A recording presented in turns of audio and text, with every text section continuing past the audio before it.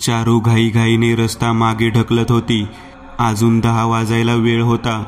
ही आताची 10ची वडाप गेली की मग परत गावाकडे गाडी नसते.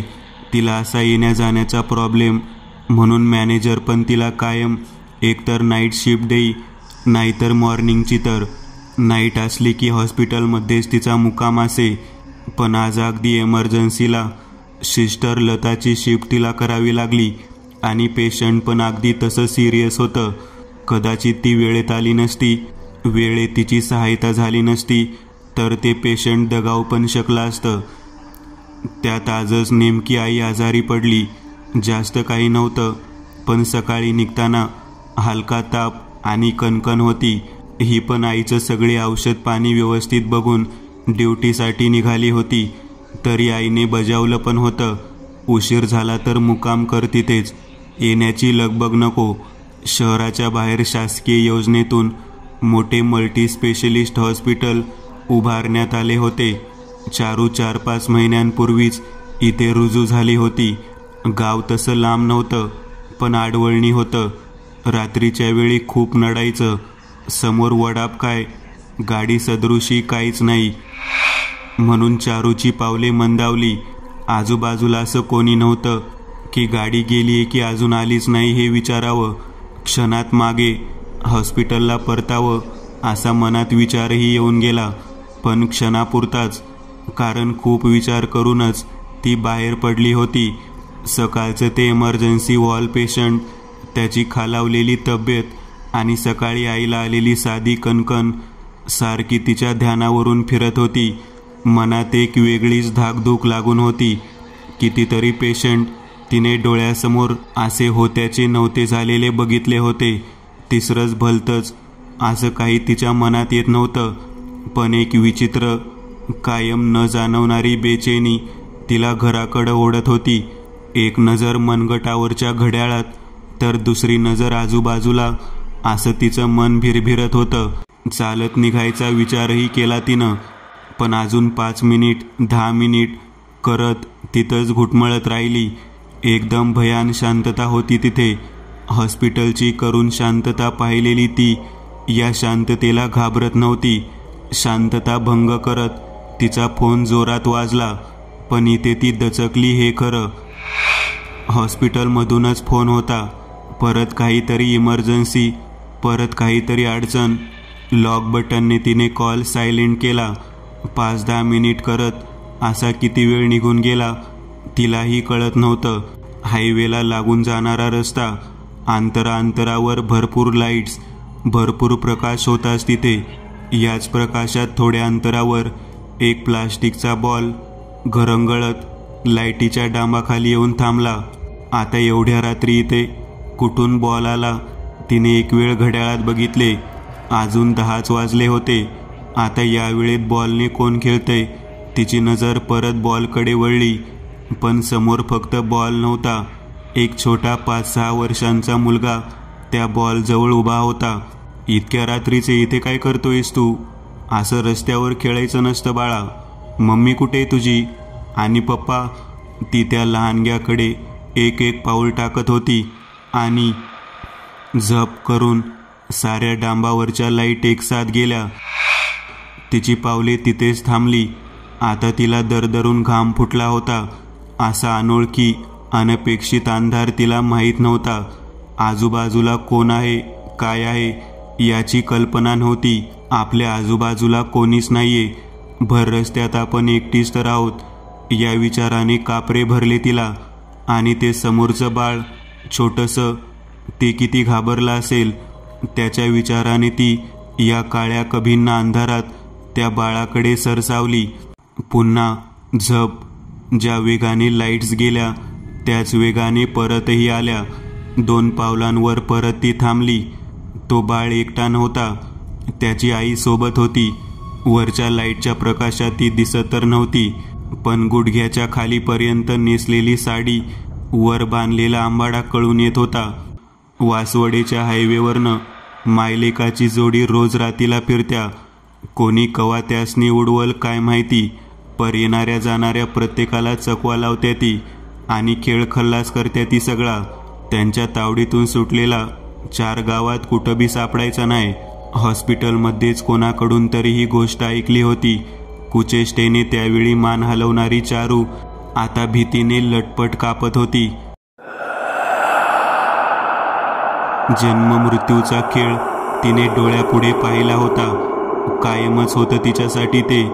पण आता यावेळी जे समोर उभं होतं ते जन्म मृत्यूच्या मधली खेळी होती आणि ती तिच्यासाठी नवीन होती. लाईटीच्या प्रकाशात ती, तिचा मुलगा ढिम उभे होते. त्या प्रकाशात त्यांचे चेहरे दिसत नव्हते, पण त्यांची नजर चारूवर खिळून होती हे नक्की. भीतीच्या उच्च मांशावरही तिच्या नजरेसमोर आईचा चेहरा फिरू लागला. आईचं आजारपण, आईला आलेली कणकण. या जगात आईसाठी ती आणि तिच्यासाठी आई एवढंच तर होतं. आतीव वेदनेने तिला भोळ आली. तोल जाऊन ती खाली कोलमडणार एवढ्यात हवेच्या झुळकीसोबत एक आवाज तिच्या कानात कुजबुजला. मागं हो पोरी, घरची वाट उजडल्यावर धर. त्या शांत थांबलेल्या वातावरणात हवेची झुळूक कुठून आली होती. समोरचं दृश्य चालू बंद होणाऱ्या प्रकाशात धुसर होत होतं. त्या ओझरत्या दृश्यातही त्या लहानग्याने केलेला टाटा तिला दिसत होता. थांबलेले वातावरण पुन्हा पूर्ववत झालं होतं. पुढचं ते दृश्य, पुढे काय होतं नव्हतं याचा मागमूसही नव्हता, पण कानात वळवळलेली ती झुळूक अजूनही आठवत होती. मागे जा पोरी, सकाळी घरी जा, असं काही. हां, आई. आईचा आवाज होता तो. तिने संकटाच्या वेळी, तिच्या आईचा आवाज नव्हता तो. तिला कळून चुकले. मग ती समोर दिसणारी बाई इतक्या लांबून, आणि ती मला जा का म्हणेल. ती तर इथे सगळ्यांचा खेळ खल्लास करते ना. खेळ खल्लास. ती हॉस्पिटलच्या दिशेने धावत होती. अजून किती अंतर, किती वेळ, असा काहीच विचार तिच्या डोक्यात आला नाही. तिला फक्त हॉस्पिटल गाठायचं होतं. सांगत होतो बाईसाहेब, लय वेळ झालाय, जाऊ नकासा. उगा हेलपाटा झाला की नाही, असं राती अपराती बाहेर पडू नये. वॉर्ड बॉय दादूने तिला बस्त करत पाणी प्यायला दिलं. काय झालं, समद ठीक आहे नवं. चारूचा हापापलेला आणि कावरा बावरा अवतार बघून दादू माहिती काढू लागला. ते मी स्टॉपवर पोहोचलेच होते. तेवढ्या तिथून फोन आला. तिथे वडा पण नव्हतं. इकडून पण कॉल येत होते. सो इकडेच आले. इतक्या रात्रीचं कशाला बाहेर थांबायचं ना उगीच. काय झालतं, सिस्टर फोन करत होत्या. काही इमर्जन्सी होती का? हां, होय, त्या वरच्या पेशंटच्या गोळ्या विचारायला फोन करत होत्या. म्या तेव्हा तिथंच होतो, पण त्याला तर 2-3 तास होऊन गेले. इतक्या उशीर कुठं होतासा? इतक्या उशीर? तिची नजर हातावरच्या घड्याळावर गेली. 1 वाजले होते. म्हणजे जवळजवळ 2-3 तास ती त्याच रस्त्यावर होती. आणि एवढ्या व्यतीत काळाची तिला जाणीवही झाली नाही. ती कोणती मिती होती, कोणता काळ, कोणती वेळ, काय होतं. परत तिचा फोन खणानला. शेजारच्या राहुलदादाचा फोन होता. पुन्हा काळजी स्वरूप भीती दाटून आली. आईला काही झालं तर. हॅलो, अगं पोरी, कुठं आहेस तू? कवापासून तुला फोन लावालोय, लागणं का झालाय? इस्पितळात फोन केला तर म्हणत्या ती मॅडम कवाच्याच निघाल्यात. तू इथं घरी बी पोहोचली नाहीस, फोन बी लागना तुझा. कुठं आहेस तू? बरी आहेस नवं? घरी कधी येत्यास? तिकडून आई भडाभडा बोलत होती आणि इकडे चारूला रडू आवरत नव्हते. माया, भीती, कुतूहल, काळजी, सगळं अश्रुवाटे बाहेर पडत होतं. कसंबसं स्वतःला सावरत तिने आईला आपण हॉस्पिटलमध्ये सुखरूप आहोत आणि उद्या येईन असा निरोप देऊन फोन ठेवला. समोर उभा दादू सगळं बघत होता. बायसाहेब, काही विपरीत घडलंय काय?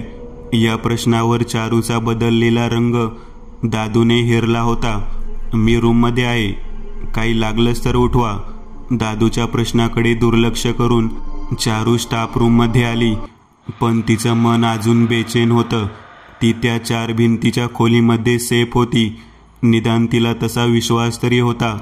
पण झालेल्या घटनेवर विचार करायला आता निवांत वेळ होता तिच्याकडे. लोक सांगतात ती मायलेकाची जोडी तीच होती का? ते दोघे अमानवी होते हे तर नक्की, पण हे जर तेच भटकणारे आत्मे असतील तर त्यांनी मला का सोडलं? मला आठवतंय, तीच बाई मला तिथून जा म्हणाली होती. बोलायला, सांगायला, करायला दुसरं कोणी नव्हतंच तर तिथे. आज कदाचित मीही मृत्युमुखी पडले असते. माझ्या मागे माझ्या आईचं. डोळे बंद करून तिने मनोमन त्या मायलेकाचे आणि देवाचे आभार मानले आणि झोपी गेली. दूर हायवेला लागून असणाऱ्या एका कुप्रसिद्ध डेरेदार चिंचेच्या झाडावर ती माय आपल्या लेकराला मांडीवर झोपवत बसली होती. माय, खरंच मला अजाबात झोपीना झाल्या. मला सांग, आजपतूर ज्याने कोणी आपल्याला बघितलंय ती समधी याना त्या कारणाने मेल्यात.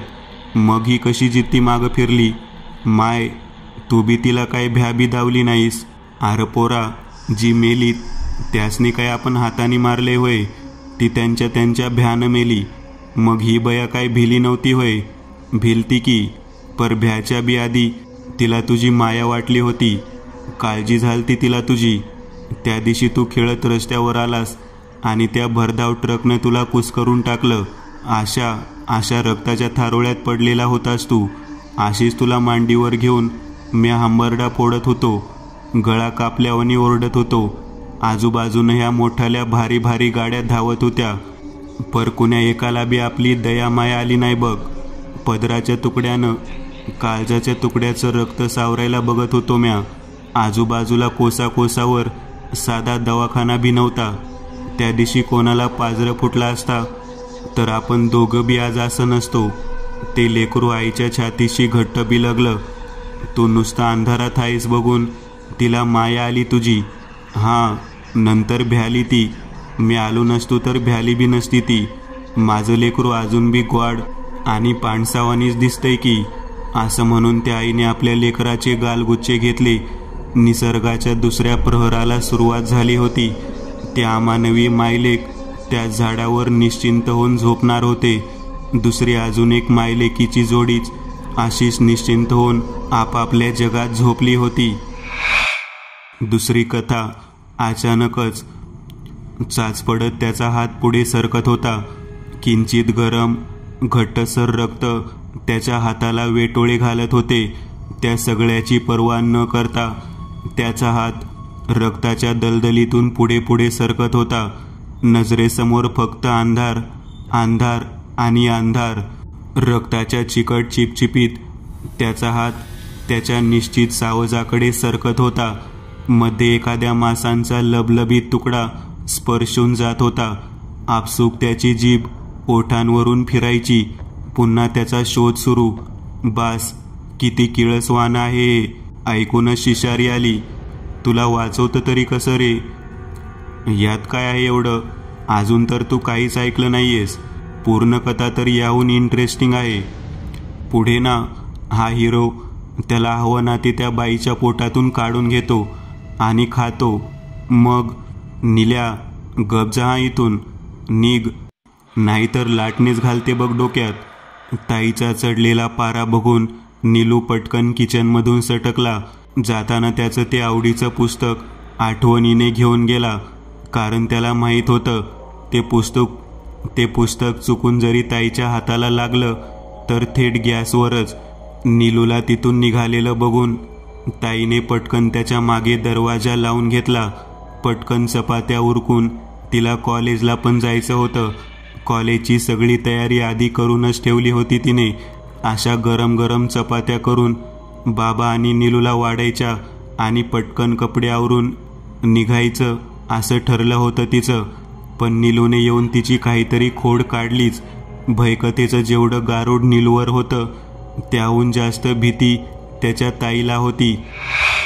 भीतीपेक्षा किळस किंवा एक वेगळी झीट होती तिला.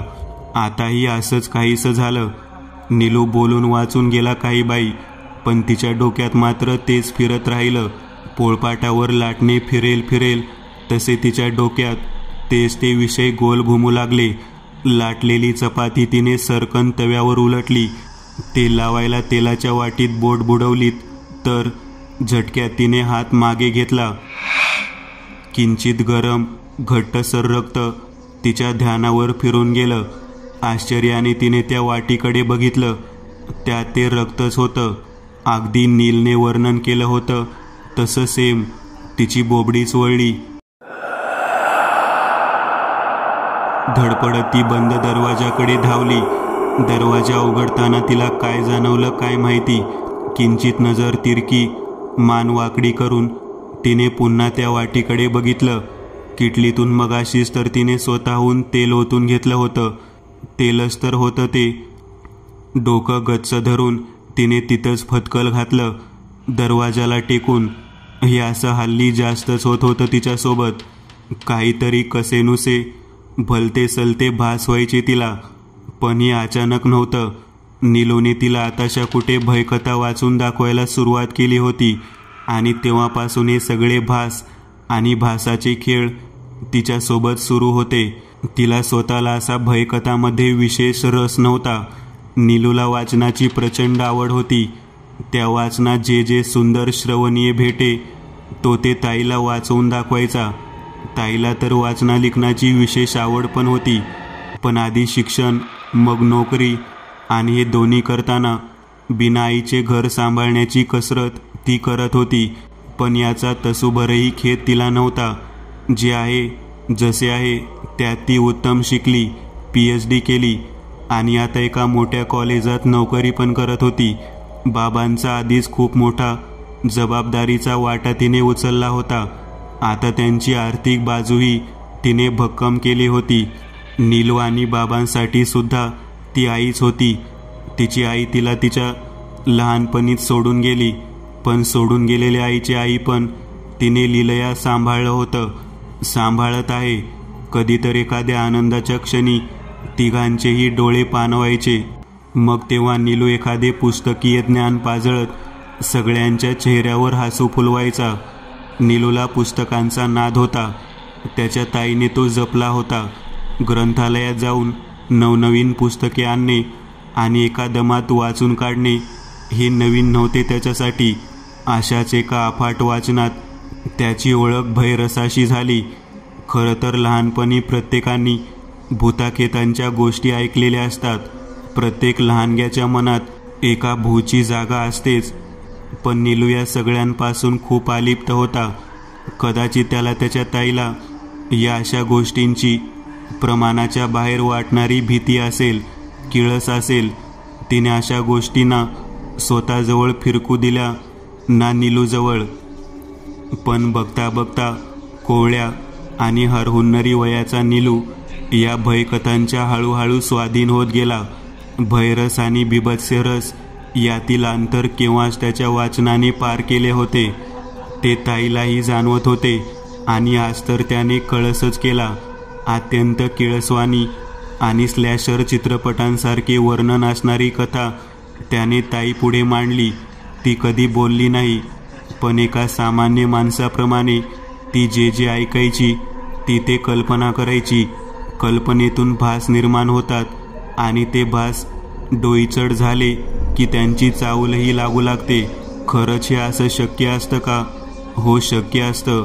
एखाद्या नाजूक मनाच्या हळव्या व्यक्तीसोबत हे सहज शक्य असतं. लेक्चर करताना हळूच कोणीतरी त्या दरवाजाच्या आडून बघते असं वाटायचं. समोर विद्यार्थ्यांच्या घोळक्यात अचानक एखाद्या मुलाचे डोळे रक्तरंजित चमकायचे.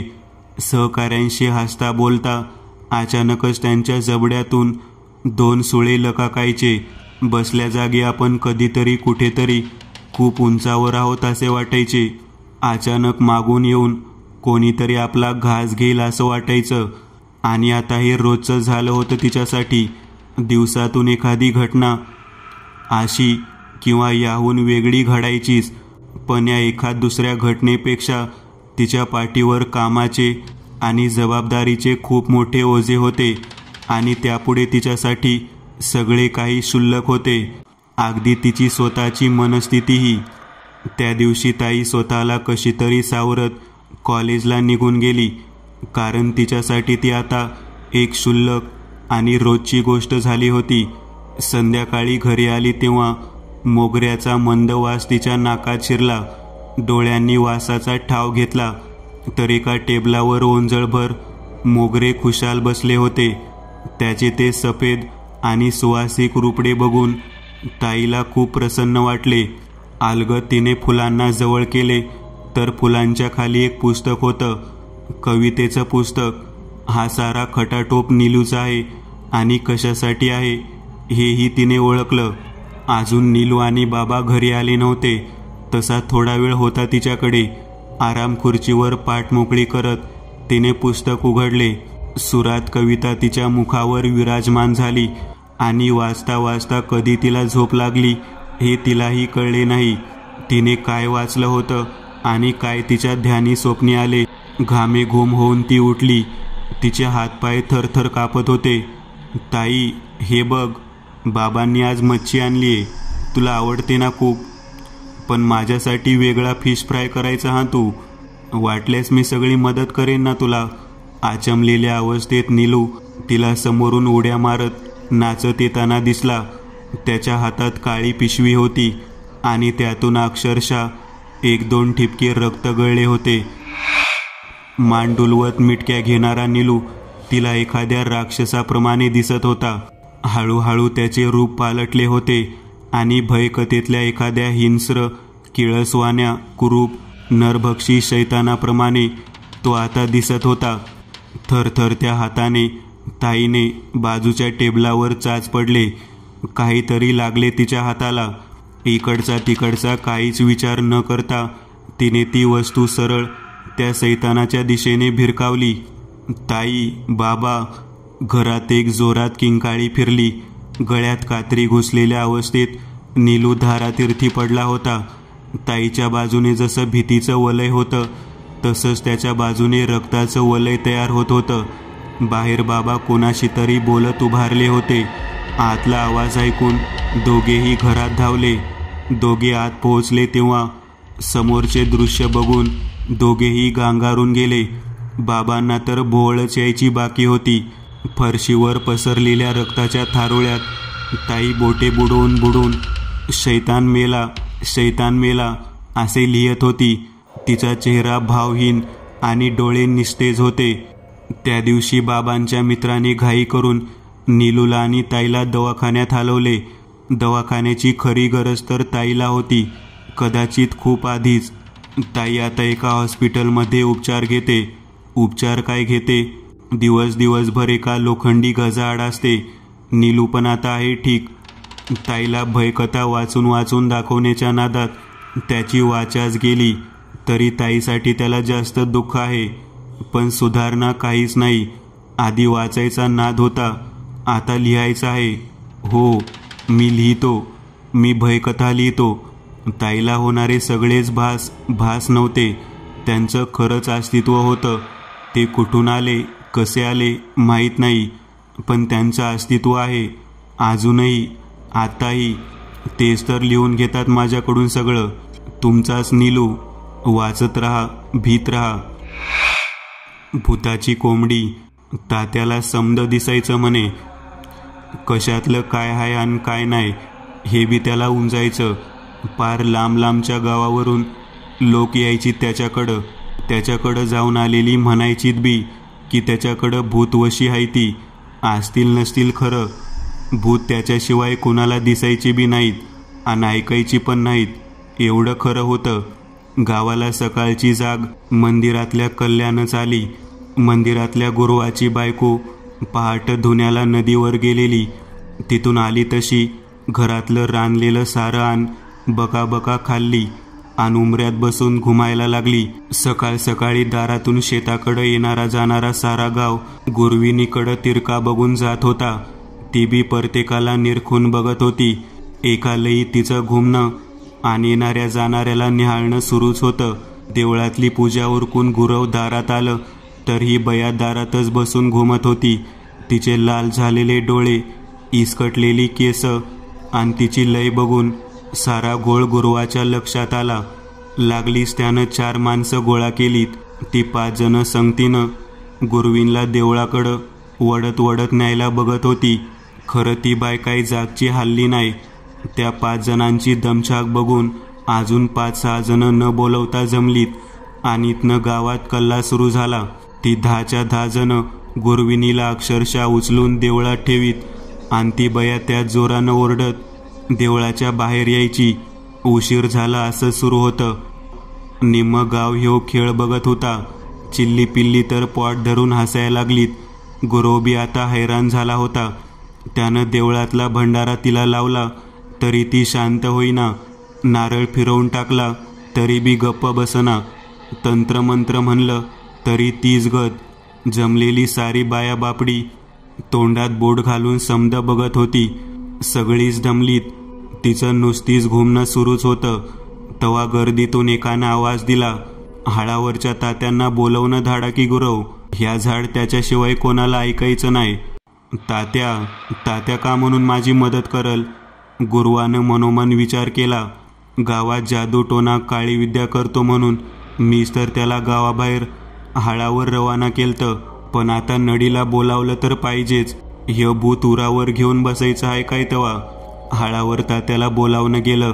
सकाळ सरली. दुपार निम्म्यात आली तेव्हा तात्याचं आगमन झालं. 30-35चा तात्या, पांढरा सदरा आणि पांढरी पॅन्ट घातलेला. तात्या आणि त्याच्या खांद्यावर बसलेली त्याची आवडती कोंबडी 4-5 वाजता देवळाजवळ आलीत. तात्याची कोंबडी खास होती. उलट्या पकाची कोंबडी होती ती. तीच त्याला भूत काढायला मदत करायची असं गावभर होतं. गुरवीन अजून बी घुमत देवळासमोर बसून होती. तिचा जोर तसाच्या तसा होता. तात्या गुरविनीच्या समोर बसला. मान डावीकडं उजवीकडं करून तिला निहाळू लागला.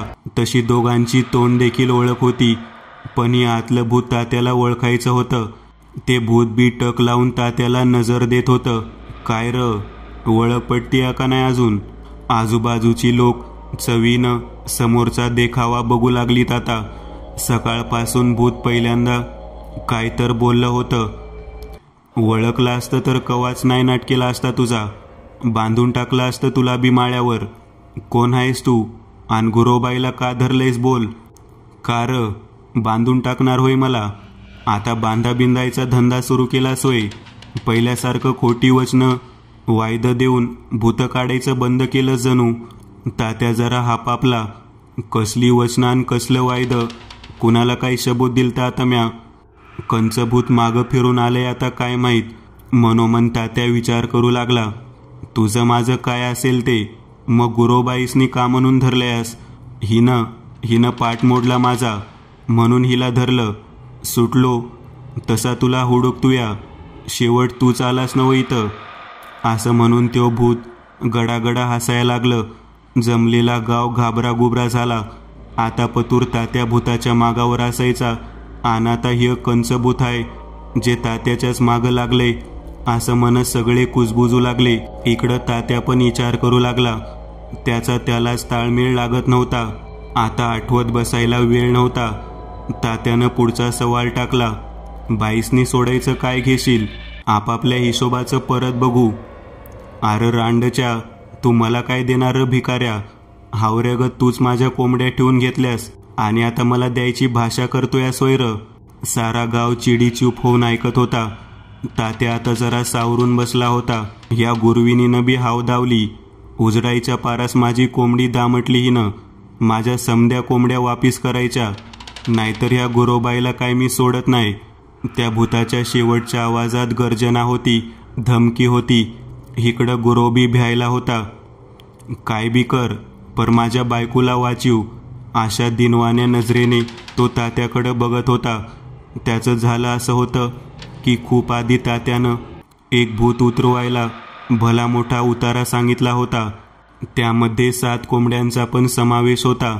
त्या पीडित घराने आहे तसा उतारा तात्याकडं सोपवला. परत तात्याचं मन बदललं. त्यानं त्यातली एक कोंबडी स्वतःजवळ ठेवली, राज्याला कापायची म्हणून. एका कोंबडीनं काय फरक पडणार असा विचार होता त्याचा. तात्याची एक ट्रिक होती. उतारा ठेवला की तो तिथंच राखत बसायचा आणि भूत उतारा न्यायला आलं की तिथल्या तिथं त्याला फरशीखाली दाबायचं. त्या भूताचं पण तेच केलं होतं त्यानं. मग त्या भूतानं मला एक कोंबडी कमी दिली म्हणून उलटायचा प्रश्नच नव्हता. मग आजच्या पहाटे गुरोबाईला धुण्याला गेल्यावर तिला एक गलेगठ्ठ गुबगुबीत कोंबडी दिसली. आसपास आणि सोबत कोणीच नव्हतं. बाईंनी कोंबडीचा गळा पिलगाळला, तिला धुण्याच्या पाटीत ठेवून वरून धुतलेले कपडे ठेवून झाकून घरी आणलं आणि घरी येऊन घुमाघुमी सुरू झाली. तिने मारलेली कोंबडी त्याच भूताची होती म्हणे. त्यानंतर तात्याने काय तो उतारा करून यावेळी कोणतीही हाव न करता तो उतारा ठेवला आणि परत न फिरण्याचा वायदाही करून घेतला. भूताच्या उतार्याला उलट्या पंखाच्या कोंबड्याचं का देतात याचं शास्त्र आणि लॉजिक तर माहीत नाही, पण तसं करतात हे नक्की माहीत आहे. वरती खूपशा गोष्टी इलॉजिकल वाटतील, आहेतच पण खऱ्या आहेत. आणि भूताकेतांच्या गोष्टीत लॉजिक लावत बसलं की त्यातली मज्जा जाते. मित्रांनो, आज पुरतं एवढंच. तुम्हाला जर काही गोष्ट आवडली असेल तर नक्की लाईक करा. तुमच्यापैकी बरेचसे जण व्हिडिओ लाईक न करताच पळून जातात, पण हा जर व्हिडिओ तुम्ही लाईक केला तर मला जरा बरं वाटेल आणि असेच भारी भारी व्हिडिओ बनवायची माझ्यात एनर्जी येईल. त्यामुळे नक्की लाईक करा. आणि अजूनही कोणी या चॅनलला सबस्क्राईब केलेलं नसाल तर लगेच सबस्क्राईब करून टाका. आणि बाजूची घंटी ती मात्र दाबायला विसरू नका. देवाची घंटी आहे ती. चला तर मग पुन्हा भेटूया अशीच एक आगळी वेगळी गोष्ट घेऊन पुढच्या